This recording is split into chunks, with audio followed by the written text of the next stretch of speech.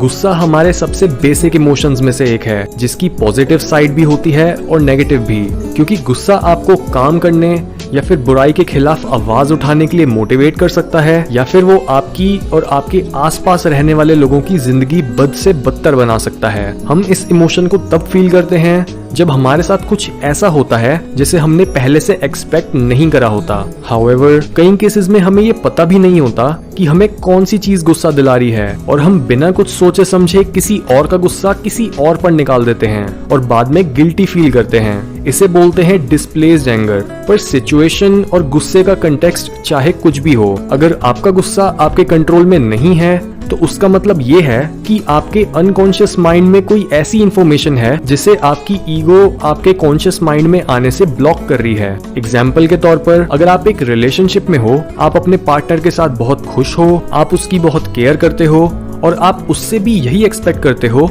कि बदले में वो आपकी केयर करे, तो आप कभी भी इस आउटकम को प्रिडिक्ट ही नहीं करोगे कि आपका रिलेशनशिप खराब भी हो सकता है, बल्कि आप इस थॉट को सीधा सीधा बेतुका बोल दोगे। पर जब आपको पता लगता है कि आपका पार्टनर आपको धोखा दे रहा है, तब एकदम से आपको एक अनप्रिडिक्टेड या फिर अनएक्सपेक्टेड आउटकम मिल जाती है, जिसको आपका इमोशनल सिस्टम एक थ्रेट यानी खतरे की तरह प्रोसेस करता है, और आपके अंदर इमोशंस का एक धमाका सा हो जाता है जो आपको सोचने पर मजबूर करता है कि आपने इस रिलेशनशिप को समझने में कहाँ गलती करी और कैसे आप इस गलती से सीख सकते हो ताकि आप इसे रिपीट ना करो। पर प्रॉब्लम तब आती है जब आप अपनी जिंदगी में मिले किसी ऐसे दुख से कुछ सीखने के बजाय अपने अंदर नाराजगी भर लेते हो। आपको अपनी लाइफ में ऐसे बहुत से लोग मिलेंगे जो अपने पेरेंट्स, अपने बॉयफ्रेंड गर्लफ्रेंड, पॉलिटिशियंस, अपने कल्चर या इवन अपनी किस्मत से नाराज रहकर जिंदगी जीते हैं, और ये चीज उन्हें काफी गुस्सैल बनाए रखती है।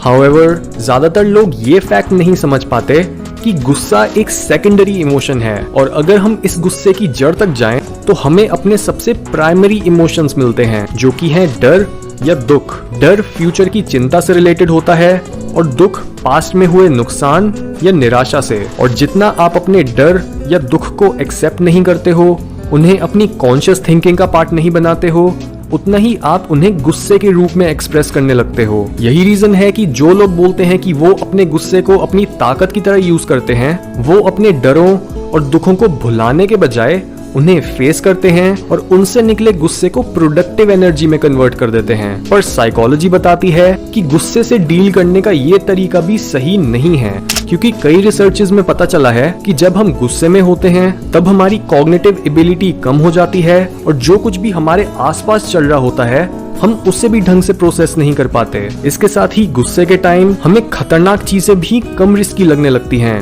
हमें ऐसा लगता है कि हम जो कुछ भी करेंगे वो सक्सेसफुल होगा, और हम रियलिस्टिकली ये भी ढंग से नहीं प्रिडिक्ट कर पाते कि हमारे एक्शंस के कॉन्सिक्वेंसेस क्या होंगे। गुस्सा लिटरली हमारे सोचने और समझने की कैपेबिलिटी को ही कम कर देता है। इससे हमें ये समझ आता है कि जो इंसान ये बोलता है कि उसे कभी गुस्सा नहीं आता, वो भी गलत है, क्योंकि उसने अपने डरों और दुखों को कभी फेस ही नहीं करा। और जो इंसान हमेशा गुस्से में रहता है वो भी गलत है, क्योंकि वो तो ढंग से सोच भी नहीं सकता। हमें बस तभी गुस्सा करना चाहिए जब एक पर्टिकुलर सिचुएशन हमारे इस इमोशन को डिमांड करती है। यानी गुस्से से डील करने का सही और हेल्दी तरीका होता है उसे अपनी कॉन्शियस पर्सनैलिटी का पार्ट बनाना, ताकि आप उसे कॉन्शियसली कंट्रोल कर सको, ना कि वो आपको। ह्यूमन साइकोलॉजी में इस तरीके को बोलते हैं शैडो वर्क, यानी अपनी डार्क साइड को फेस करना और समझना कि आप अपने किस डर, दुख या वीकनेस को छुपा रहे हो।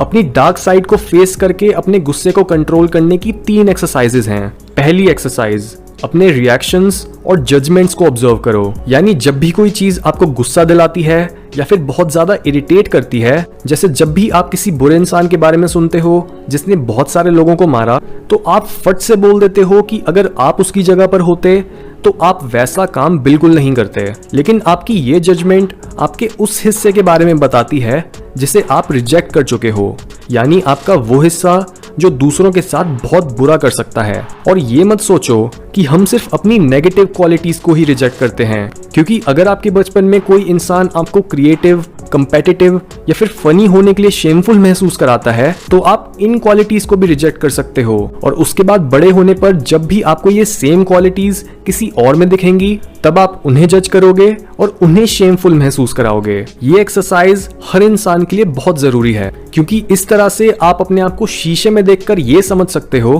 कि आप किस तरह से अपने आप से झूठ बोल रहे हो और अपने आप को आगे बढ़ने से कैसे रोक रहे हो। जब भी आपके अंदर किसी चीज के लिए गुस्सा या जजमेंट आए, तो उसे ऑब्जर्व करो, सोचो कि वो चीज आपको इतनी तकलीफ क्यों दे रही है, और ये एक्सेप्ट करो कि जिस क्वालिटी को आप दूसरों में रिजेक्ट कर रहे हो वो आपके अंदर भी है। अगर हम पहले वाले एग्जाम्पल को दोबारा यूज करें, तो अगर आपका पार्टनर आप पर चीट करता है और महीनों बाद भी आप उसी चीज की वजह से गुस्सा और नाराज हो, तो अपने आप से ये मत बोलो कि ऐसा कैसे हो गया, बल्कि आप खुद के अंदर मौजूद उस बुरी साइड को ढूंढो और समझो कि अगर आप उनकी जगह पर उनके सेम सर्कमस्टेंसेस में होते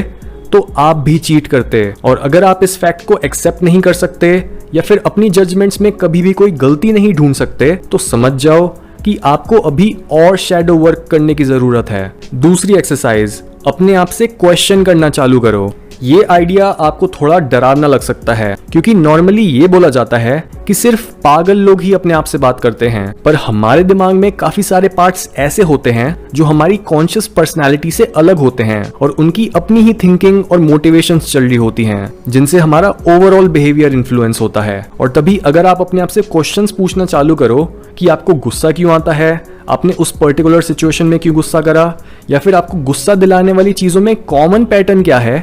तो आपको इन क्वेश्चंस के आंसर खुद ब खुद मिलने लगेंगे। तीसरी एक्सरसाइज, अपनी अच्छी साइड को चैलेंज करो। हमारे में से ज्यादातर लोग अपने आप को एक अच्छा इंसान मानते हैं, पर ये सिर्फ हमारी एक साइड होती है, और दूसरी साइड वो होती है जो हमारे से बुरे काम करवा सकती है। हम सोचते हैं कि हम कभी कुछ बुरा कर ही नहीं सकते, जिसकी वजह से हम अपनी पर्सनालिटी के कई डीप पार्ट्स को रिजेक्ट कर देते हैं और हमें वो पार्ट्स दुनिया में दिखेंगे ये कभी एक्सपेक्ट ही नहीं करते, जिसकी वजह से हमारी एक्सपेक्टेशन टूटने पर हमें गुस्सा आता है। अपने आप से पूछना चालू करो कि आपके अंदर कौन कौन सी अच्छी क्वालिटीज हैं, और उसके बाद उस लिस्ट में हर क्वालिटी का ऑपोजिट लिखो और अपने आप को उस ऑपोजिट क्वालिटी के साथ आइडेंटिफाई करने की कोशिश करो। जैसे अगर आप बोलते हो कि मैं तो लाइफ को बहुत मजाक में लेता हूँ, तो इसका मतलब आपने अपने सीरियस पार्ट को अनकॉन्शियस बनाकर रिजेक्ट कर रखा है, पर ये रिजेक्टेड पार्ट भी आपके बिहेवियर को आपकी डार्क साइड का हिस्सा बनकर कंट्रोल कर रहा है। तो सही रास्ता यही होगा